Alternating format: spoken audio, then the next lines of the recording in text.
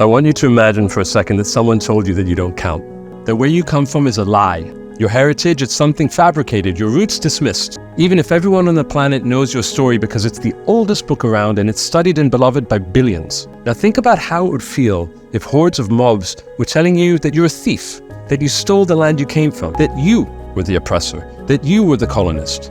Even though Jesus Christ himself, who is one of your original brothers, was born and lived here. Imagine you're a happily married man, like me, a father of two who went to work in the morning, provided for his kids. Imagine what it would feel like if people in droves were suddenly calling you a killer.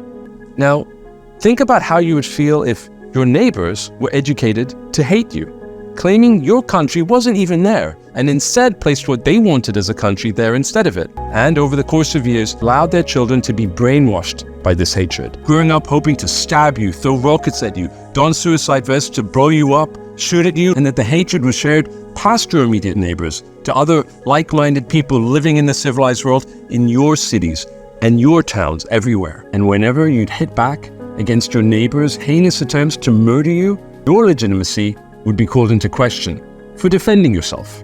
Imagine that the whole world thought you were a Goliath, huge force and power, thinking you run the world when really, in the entire world, all you are is 0.2%. Think what it would feel like if you woke up on one particular October 7th morning and watched as over 1,000 of your brothers and sisters who were husbands, wives, babies, kids, the elderly, and even Holocaust survivors were gunned down, gang raped, mutilated, blown up, decapitated in an all-out massacre, that around 240 of them were taken back to a hellhole across the border, held as hostages while much of the world cheered it on.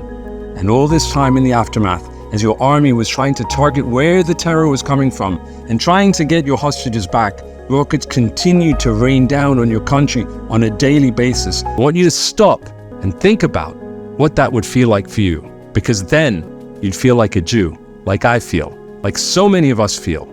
But in spite of all the troubles we face, the deception, the pain, the double standards, the injustice, there's nothing on earth I'd rather be, because we're stronger than hate.